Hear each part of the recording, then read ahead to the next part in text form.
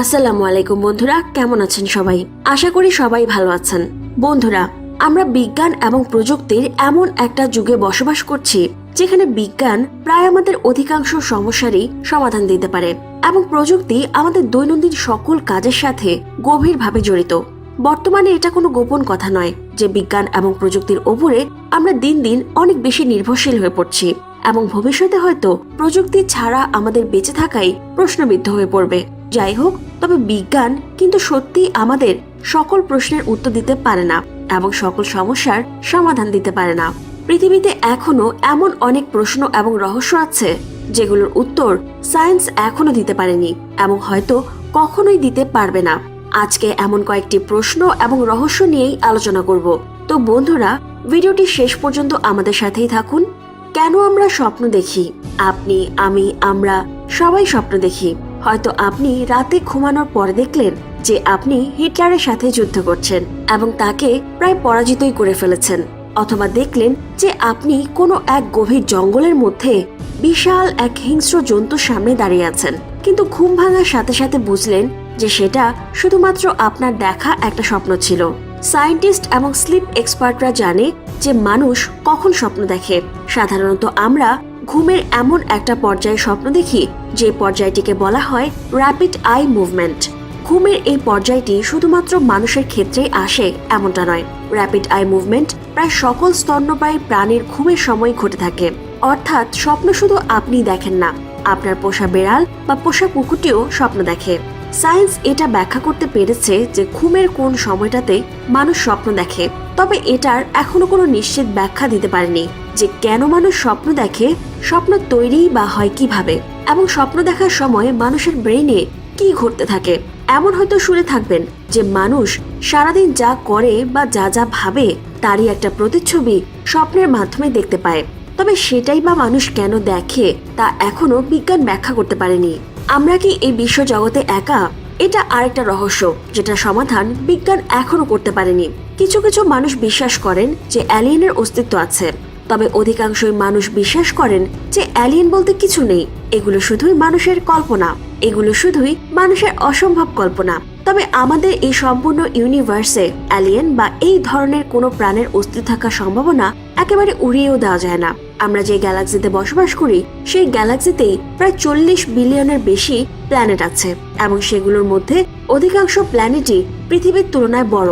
এটা চিন্তা করলেই বোঝা যায় যে আমরা এই ইউনিভার্সের ঠিক কতটুকু সামান্য জায়গা জুড়ে বসবাস করছি। তাই এইটুক একটা জায়গায় বসবাস করে সম্পূর্ণ ইউনিভার্স এক্সপ্লোর না করেই এটাও বলতে পারি না যে এই সম্পূর্ণ বিশ্বজগতে আমরা একাই আছি। এমনকি নাসার কয়েকজন রিসার্চার এটা বিশ্বাস করেন যে আগামী কয়েক যুগের মধ্যেই এই বিশ্বজগতের অন্য কোথাও প্রাণের অস্তিত্ব খুঁজে পেতেও পারি। তবে এইসব যুক্তির পরেও বিজ্ঞান এখনো আমাদেরকে নিশ্চিতভাবে কোনো তথ্য দিতে পারেনি। বিজ্ঞান কোনো রকম যুক্তির সাহায্যেই এটা নিশ্চিতভাবে প্রমাণ করতে পারেনি যে আমরাই এই ইউনিভার্সে একা বা আমরা এই ইউনিভার্সে একা নই। হয়তো এই প্রশ্নের বিশ্বাসযোগ্য উত্তর খুঁজতে হলে মানুষকে আরো হাজার হাজার বছর অপেক্ষা করতে হবে। পৃথিবীতে মোট কত প্রজাতির প্রাণী আছে?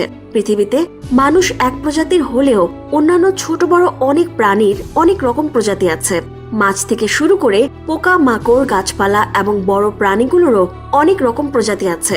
অনেক প্রাণীর এমনও অনেক প্রজাতি আছে যেগুলো আমরা এখনো জানি না এবং খুঁজেও পাইনি এখনো।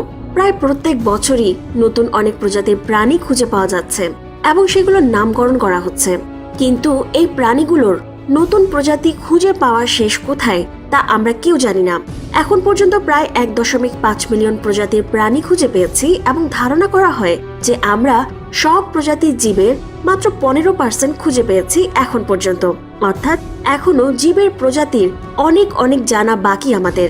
ধারণা করা হয় যেসব প্রজাতির জীব আমরা এখনো খুঁজে পাইনি সেগুলো সবই প্রায় মাটির নিচে এবং সমুদ্রের গভীর তলদেশে বসবাস করে।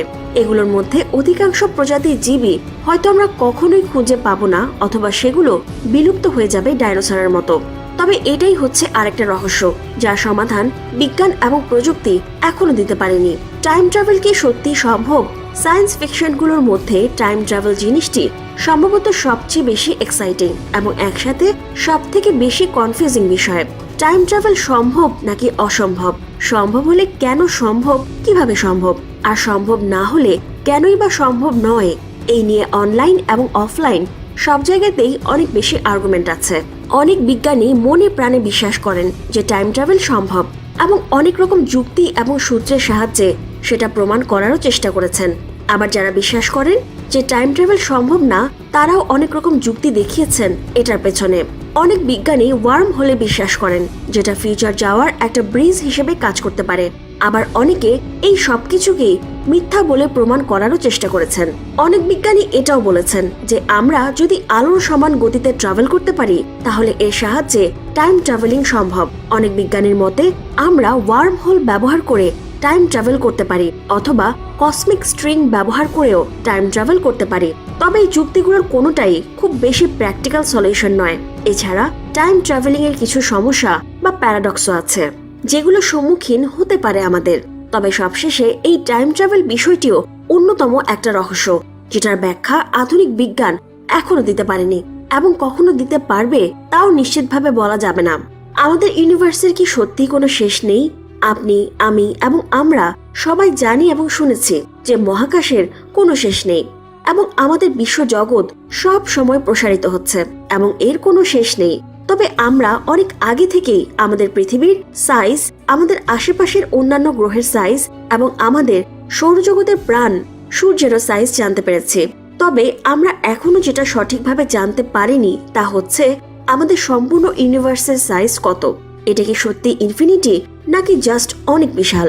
বিভিন্ন জায়গায় বিভিন্ন সূত্র এবং যুক্তির সাহায্যে প্রমাণ করার চেষ্টা করা হয়েছে যে আমাদের ইউনিভার্স আসলে ইনফিনিটি, অর্থাৎ এর কোনো শেষ নেই। তবে অধিকাংশ বিজ্ঞানী এই তথ্যটি নিয়ে অনেক সন্দেহ আছে। আপনি সাধারণভাবেই চিন্তা করুন, আমরা আমাদের ইউনিভার্সের কতটুকুই বা এক্সপ্লোর করতে পেরেছি। আমরা তো আমাদের ইউনিভার্সের 1% এখনো এক্সপ্লোর করতে পারিনি। তাহলে এইটুক এক্সপ্লোর করে কিভাবেই বলতে পারি যে ইউনিভার্সের কোনো শেষ নেই? হয়তো ইউনিভার্সের শেষ আছে, তবে আমরা এখনো ততদূর পর্যন্ত পৌঁছতে পারিনি। আবার এটাও হতে পারে যে ইউনিভার্সের সত্যিই কোনো শেষ নেই। এটাই আরেকটা প্রশ্ন যেটার উত্তর এখনো খুঁজে চলেছে। বিজ্ঞান কিছু থিওরি এবং সূত্র দিতে পারলেও এখনো নিশ্চিতভাবে সমাধান দিতে পারেনি। তো বন্ধুরা, এই ছিল আমাদের আজকের ভিডিওটি ভালো লাগলে লাইক দিন এবং সাবস্ক্রাইব করে পাশের বেল আইকনটি ক্লিক করে রাখুন। ধন্যবাদ।